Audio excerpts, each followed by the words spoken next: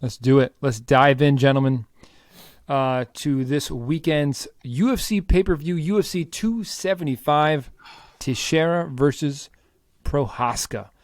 Before we get into our fuller predictions for some of the fights on this card, yeah, Mark's got to shake it out. Get ready for this. Yeah, get the energy back up. I'm going to throw a number of these. Let's do 5 of these fights in sort of a lightning round as quick pick. So let's do this first. Opening up the entire card in the early prelims on ESPN Plus and UFC Fight Pass in the women's featherweight division, Ramona Pascual versus Jocelyn Edwards. Mark, give us your quick pick. Yeah, Edwards moving up to featherweight here, increasing that division to about 5 people. I don't think Pascual offers that much other than size. She will be bigger, but I think Edwards can actually strike, and I will go with her to lean on that to win a decision. Omar, got a quick pick? Yeah, I don't have particular confidence in either one of them. I've never really been super impressed with Edwards, so just for the hell of it, I'm going to go with Pascual by decision. Okay, in the women's strawweight division, Liangna takes on Sylvana Gomez Juarez. Omar, give us a quick pick. Both of them are, I should say Liang is definitely more of the submission girl. La Malvada seems to have some affinity to getting submitted, so I'm going to go with Liang by submission, second round. Mark? Yeah, I'm going to go the same way. She is the slight dog here. She's plus 125, but I have now watched Gomez Juarez get armbarred twice, one of which she literally dove into, and Liang's last 2 wins have come by armbar, so math. Okay. And rounding out the early prelims in the bantamweight division, Kang Kyung Ho takes on Batkarel Dana. Mark, give us your quick pick. Yeah, this is a good fight. I like this fight a lot. Kang will probably have the superior technique, and it's possible that he wins off that alone, but I think that Dana is too much of an athlete. I think he's too powerful, and I think he will find the off switch on Kang by round 2. Omar? I would agree. I'm just going to double down and say he will find it by round 1. Okay, up in the prelims. Let's see, where are we going? Okay, in the lightweight division, Steve Garcia takes on a guy whose name I'm not going to try to embarrass myself, but I'm going to throw it over to Mark first because he might know it. I heard people say it 2 different ways today when I tried to look up who he was. I heard Mahashate and Mahashate, so who knows? Go for it. Yeah, this is a coin flip fight just because this kid is 22. He's very unproven, so who really knows? But the track record of Chinese debutantes is not great in the UFC, and Garcia, if nothing, does come to scrap, so I will lean toward Garcia for a decision. Omar? Yeah, and there's definitely nothing in his paperwork that would make me think that that he's anything super crazy to watch out for. Garcia's kind of already, been in the fire already. I think he's kind of been through the worst of it as far as those initial butterflies coming to the UFC, where Mahashet will probably have exactly that. So I'm going to go with Garcia. I'm going to go with TKO round 1. Nice. Okay, last one for our quick picks. In the featherweight division, Sung Woo Choi taking on Joshua Kulabao. Omar, give us your quick pick. Let's take a look. I think it's Kulibao. Kulibao. Yeah, I think that's right. Kuya. I wonder what Kuya means in Australian. Yeah, I mean, so Kulibao is definitely an interesting fighter. He's got a split decision to Charles Jourdain. He's got a definitely good amount of finishes on his record as well. Choi, though, is kind of a problem. His striking is pretty legit, and his management of distance, I think, is also pretty legit as well. Got caught in his last fight against Alex Teixeira, but has been pretty good in the UFC. Otherwise, I think at this point he's like a 50-50 in the UFC, but he had a 3-fight win streak prior to his final loss. So I'm personally going to go with Choi. I think he's just a little bit of a better, well-rounded fighter. I'm going to go with KO round 2. Yeah, Choi is a solid favorite here. He's minus 240. But I think it's closer than that. I'm even a little torn on it. I think Kulibao is better than his UFC record has shown thus far. I think he was really close to winning that Jourdain fight, if not for a couple moments that swung it.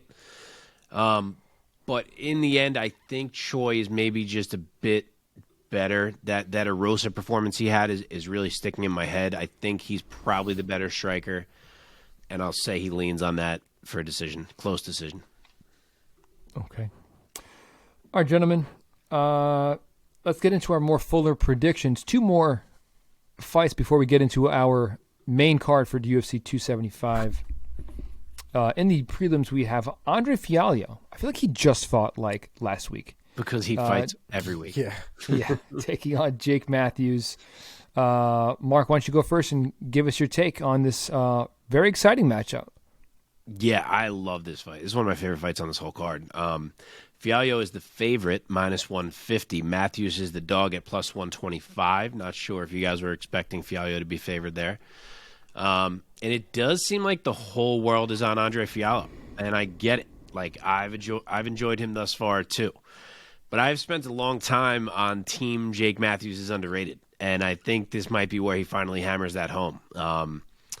First off, we haven't seen Jake Matthews lose a fight to someone who doesn't have grappling chops. Like historically speaking, you need to be able to hang with him grappling in order to win a fight with him. And that's the reason why he holds wins over a guy like Liang, who is obviously very good. And frankly, I think this Fiaglio matchup is kind of similar to that one. Like, yes, Fiaglio's boxing is probably cleaner, but they are the same size. There won't be any reach advantage for Fiaglio. Jake has more options of where to take the fight. And frankly, I think he can even hang in the striking for the most part, too. I think he's visibly improving there. I think that's kind of overlooked in his game. So, yes, he's obviously the one in more danger of being caught. He's going to have to make sure he doesn't get caught. And Fiaglio is on a hell of a roll. But I think Jake Matthews can fight that Jake Matthews fight where he kind of just keeps him guessing, gets some well-timed takedowns, and is able to earn the points on the cards. I'll say 29-28 for Matthews. Omar, give us your take and ultimately your pick. I really want to go for Fiaglio. I think that it with his momentum that he's riding, I think it'd be very difficult to kind of get him out of his game. He's very, very good at what he does. His striking is very good. His grappling is even better. I think where it gets weird is Jake. We've seen Jake Matthews be put in positions that are uncomfortable and then able to come back and still win a fight. And I could see that happening here, where Fiaglio has a very good, solid first round, probably even beats up Jake a little bit. That doesn't mean Jake is out of the second and third round by any stretch of the imagination. And Jake will win a second and third round to beat that guy up and take that fight home, even after a bad first round, which is 100% possible in this specific matchup. So it's a tough fight. I wouldn't even be surprised at a super close, razor-thin fight. I think, though, I'm going to take Fiaglio by split decision. Okay. All right, one more. We have Brendan Mike, Allen. who do you like there? I'm very curious. Oh, I like Fiaglio. I love his hands. I think he's great boxing. I feel like I always fall victim to recency bias in MMA. I'm like, I always second guess myself. I'm like, am I just picking this guy because he won more recently? I actually feel like I do the exact opposite. So that's funny. Like, I feel like I'm more prone to be like, I've seen this guy do it for longer. I trust him more. So yeah, you can be a fault either way. Yeah, it's true. Okay, we have one more. Let's see. We have in the middleweight division, Jacob Malkoun taking on Brendan Allen. Of course, Brendan Allen, all in the American fighting out of South Carolina. Malkoun, where's he from? That's right. He's the Australian, the Mamba. Mark, why don't you give us your take first and ultimately your pick? Yeah, another one of my boys here. There's a lot of guys who I kind of hammer home as the underrated guy on this card. He is favored big here, Brendan Allen. He's minus 300. Jacob Malkoun is plus 240. And I just don't think Jacob Malkoun can do the Jacob Malkoun thing against Brendan Allen. Like, Allen is not a guy that you can take down and control. He's big. He's strong. He knows how to grapple in his own right. He's 5 inches taller than Malkoun. And when Malkoun wins, he does it by grinding guys out. And I just don't think that's on the table here. I think Allen's the better athlete. I think he's more dangerous with his strikes. I think he's even more dangerous with his subs. I really do think this matchup favors him. So I think he's going to get Malkoun out of there. I'll say it's another club and sub similar to what we saw against Sam Alvey. I'll say round 2. Omar, give us your assessment and, again, ultimately your pick. for Brendan Allen versus Malkoun. How the hell is this kid fighting Brendan Allen with the 6-1 record? This is crazy. Where did this guy come from? Came out of left field. He's got a 6-1 record, and he's got 3 of those fights in the UFC. That's wild to me. It is kind of random. I mean, he did beat Abdul Razak Al Hassan, but then they didn't jump him up, and they just gave him AJ Dobson, and now they randomly jumped him up. And now they give him Brendan Allen. It just seems like a lot. It is a little random. I agree. I mean, as good as Jacob Malkoun is, I guess, there's no way I'm picking Brendan Allen against him, or to lose against him, I should say. I think it'll probably be a grinding fight, but I don't see Brendan Allen. As of right now, I don't see Brendan Allen losing that fight. So I'm going to go Brendan Allen by decision. Okay. Yeah, I like Allen here as well. And I think decision is the right call. All right, gentlemen, let's go up now into this beautiful main card for UFC 275. I love this main card. I like the card overall. Me too. This is a juicy main card right here. A lot of name power, a lot of star power, and a lot of great fights here. Starting off in the welterweight division, Jack Della Madeleine, the 25-year-old Aussie. Madeleine started his pro career 0-2, but has gone undefeated since, now 11-2, with 10 finishes, 9 of those knockouts. He was victorious on Dana White's Contender Series and victorious in his, we'll call it, proper UFC debut, taking on Ramazan Emeev, 20-5 as a professional, with 7 submissions. He's a 35-year-old Dagestani, of course, coming off of a split decision loss against Danny Roberts. So, Omar, let me throw it over to you first. What's your take and ultimately your pick for this welterweight clash? Della Madeleine scares the shit out of me. That man fights like somebody who doesn't have an off switch. The man could be the new sponsor for the Energizer Bunny. He just goes. I know that what's this guy's name? Emeev. Emeev. Yeah. His game plan, I'm going to assume, is take him down, grind him out, and make him pay for anything that he wants to do in between. I just don't see somebody being able to control Jack Della Madeleine like that. Maybe for a little bit, maybe for a moment, for a sequence. You're not going to get 13 minutes of control on him like we saw this past weekend in a fight, right? I don't see it. The man moves too much. His pace is too crazy. When he's on the ground, he is trying his damnedest to beat the shit out of you.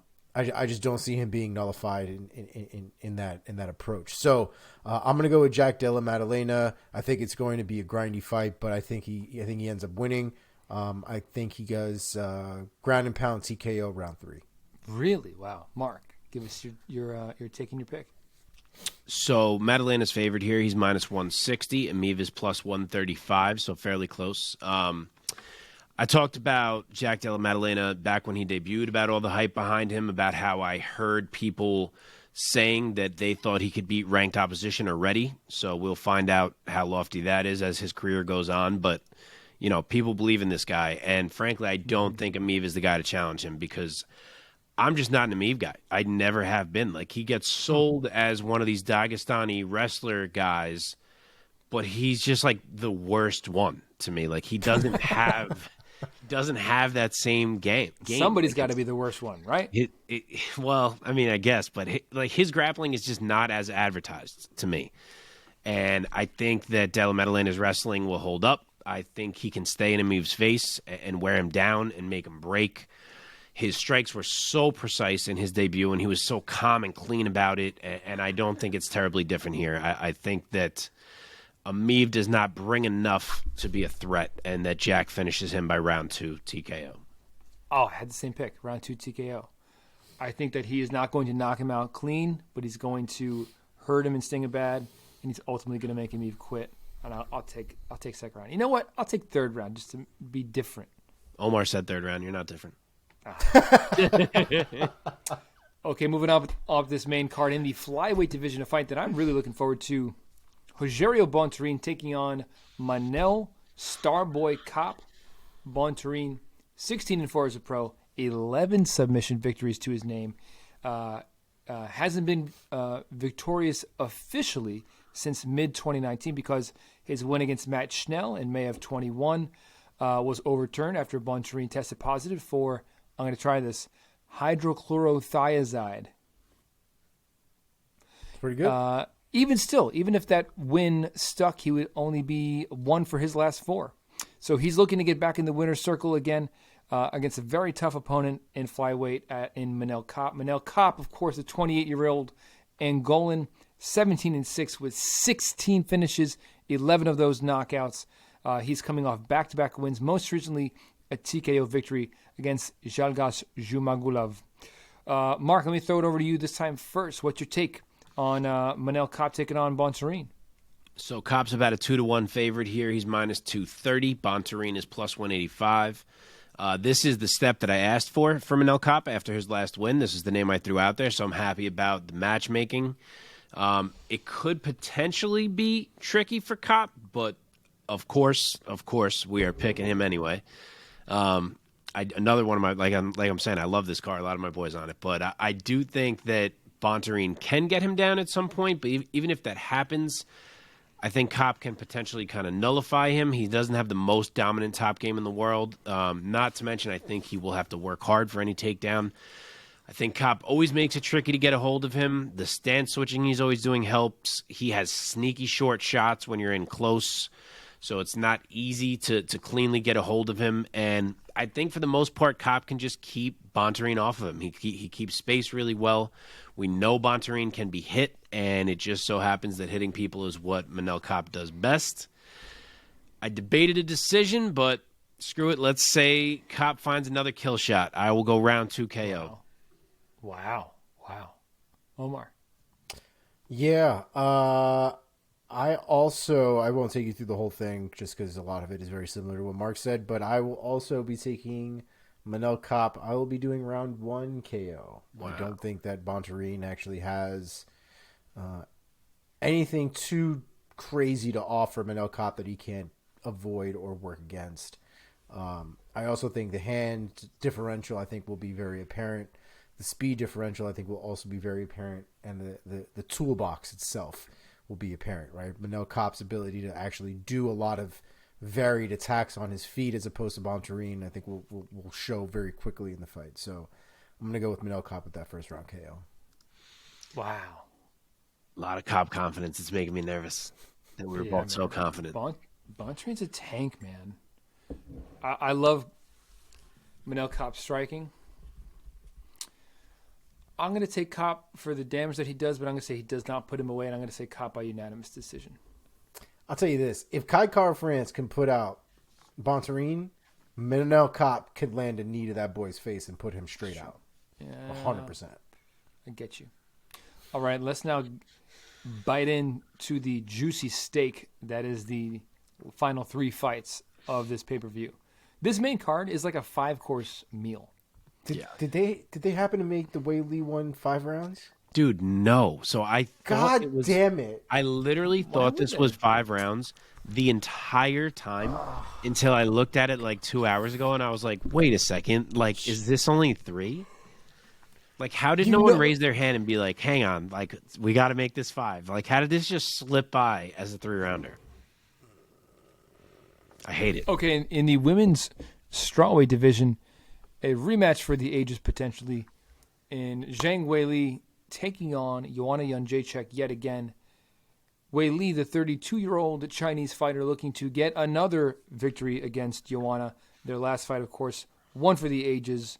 And Weili's first title defense, after taking the belt from Jessica Andrade.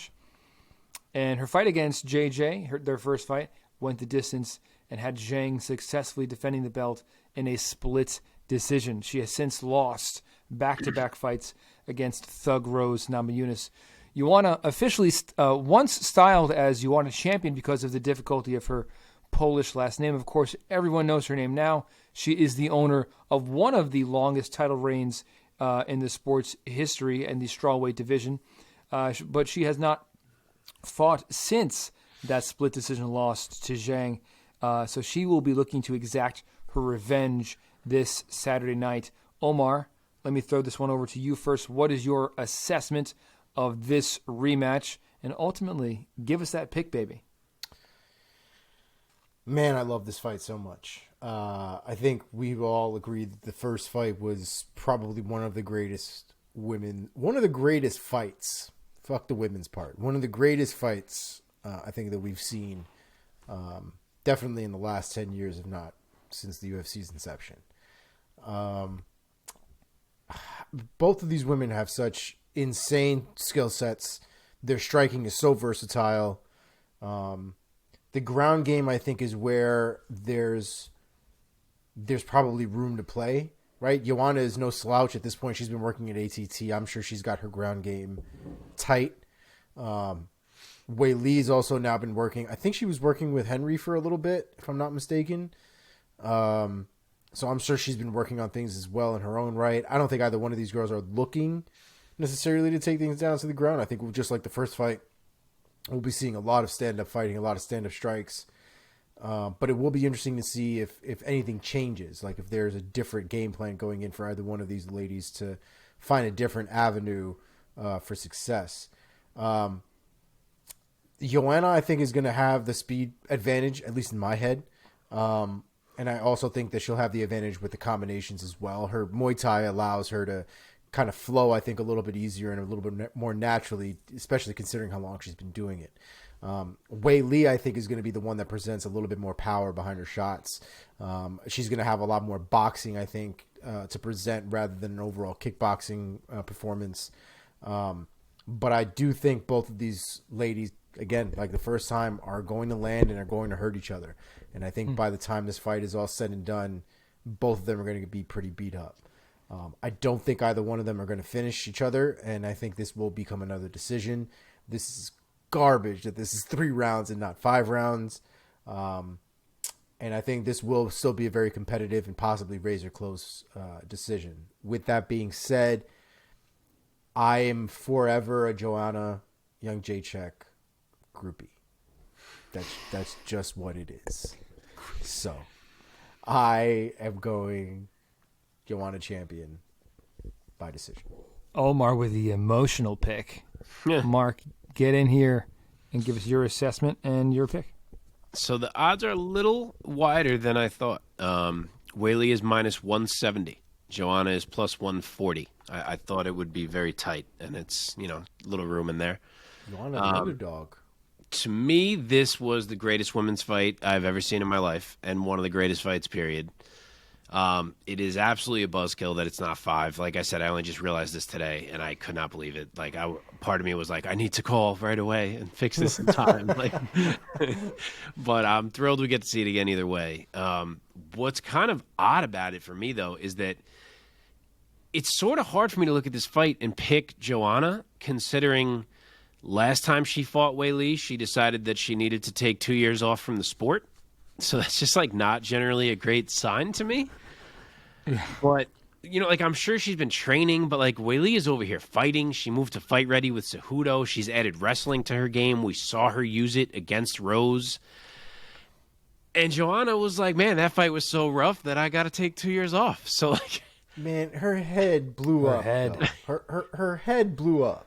I mean, yeah, but that's what it just feels odd to pick Joanna when her head blew, you know what I mean? And I want to pick Joanna. Will I always love Joanna? Yes. Will I be pulling for her? Yes. Do I think she can do it? Absolutely, I think she can do it. But I just can't pick her, I don't think. Yeah, her takedown D has always been fantastic.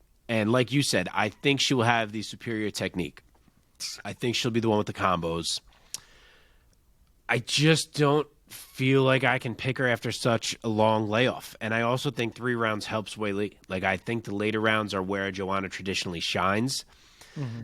So in only 3 rounds, with Joanna having to shake off all that rust, I think Wei Li's power and just explosiveness can maybe jump her out ahead early. I could see her maybe land a takedown or 2 to swing it. I like I said, I know Joanna's got great takedown D, but Wei Li's been working it a lot. She's been talking it up prior to this fight, how she's going to lean on it. I'm nearly 50-50, but I think I got to say Weili by decision. I am different from both of you guys. I am not 50-50.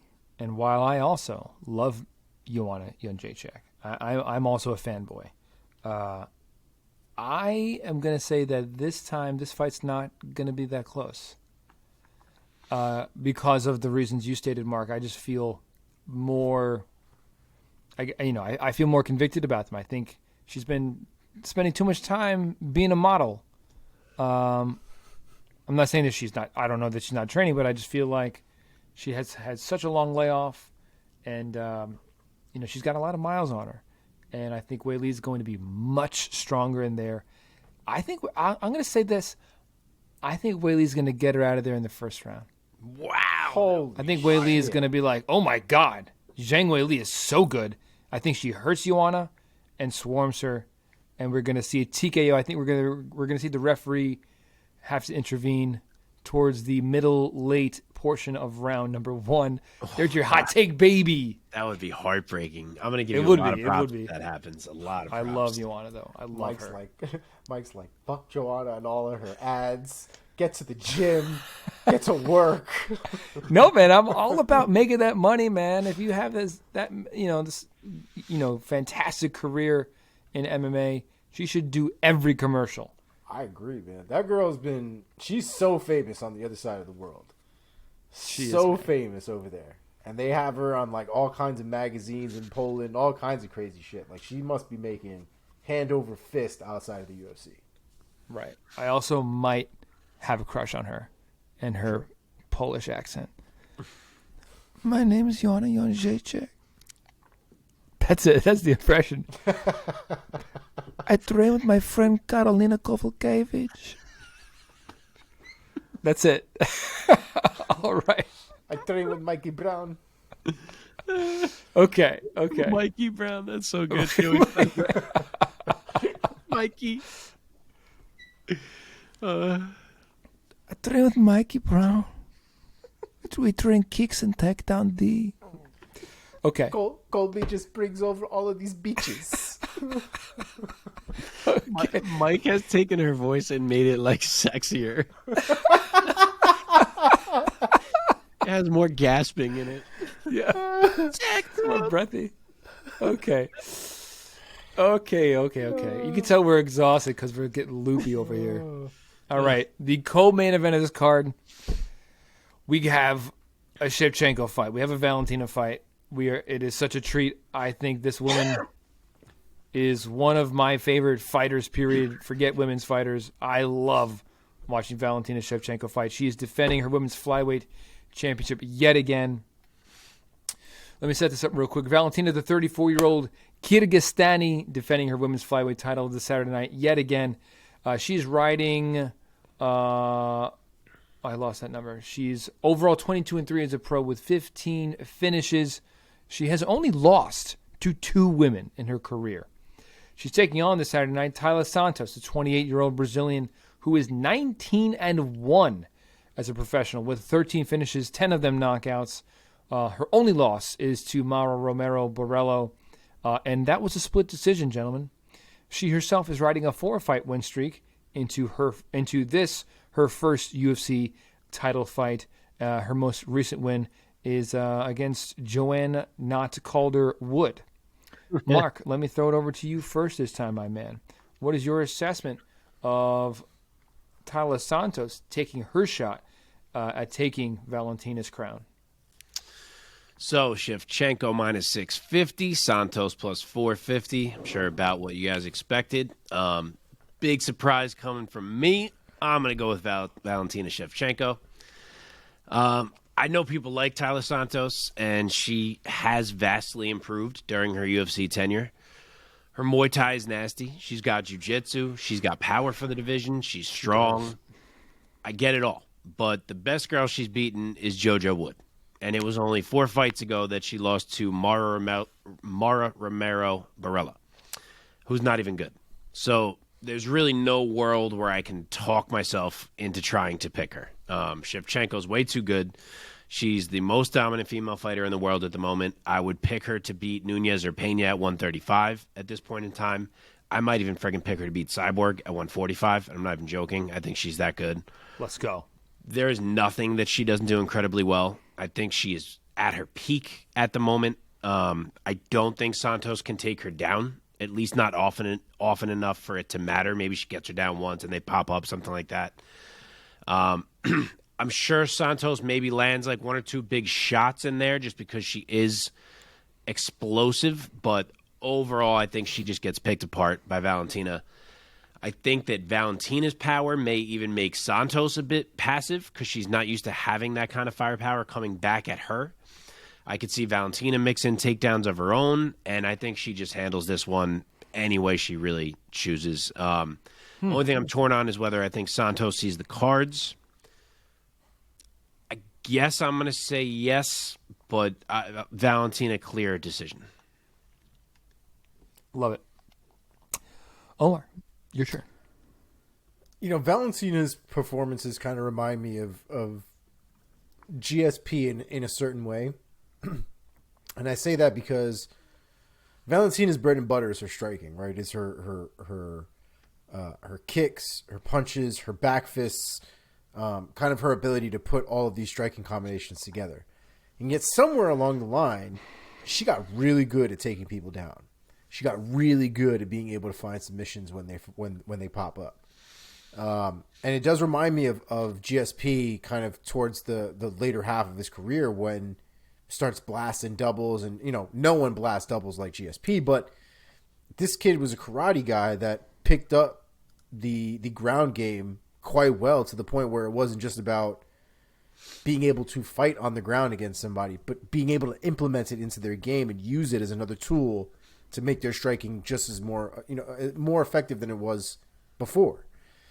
And I think Valentina's done that in her game. And I think her takedowns, when people start to pressure her, if her striking isn't working, whatever that means in those moments, whether it's people coming forward, whether it's, her shots not necessarily having enough sting on them in order to keep people back. People have definitely walked through things before when it came to Valentina's game. But Valentina is like, you don't like my punches? I'll take you right down and we can continue down from there.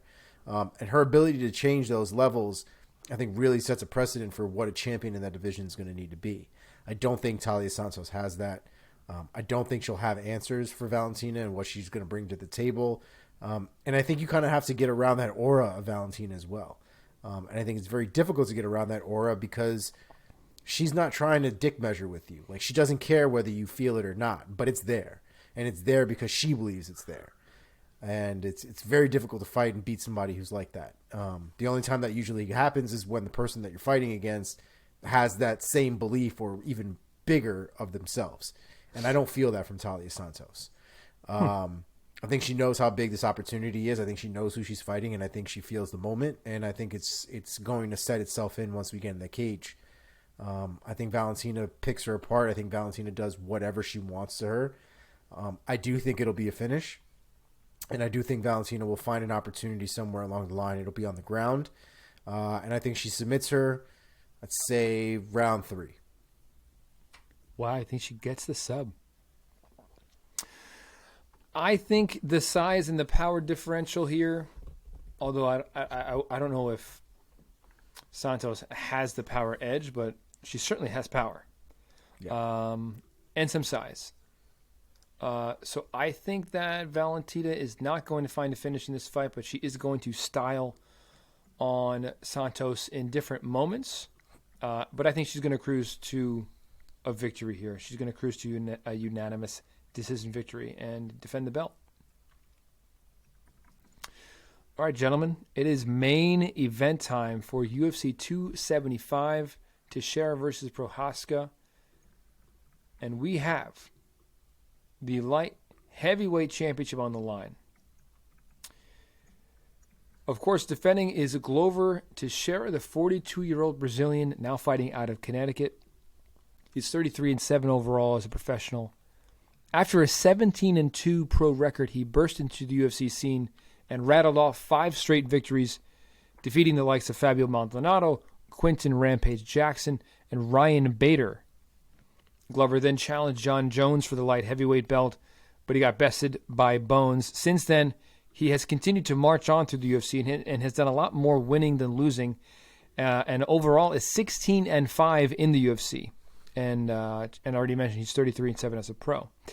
And a recent impressive 5-fight win streak earned Glover his second title shot, and this time he did not let the opportunity pass him by, and he took the belt from Jan Blachowicz. But this time he has a young phenom in Yuri Prochazka as his first title challenger. Prochazka, the 29-year-old Czech,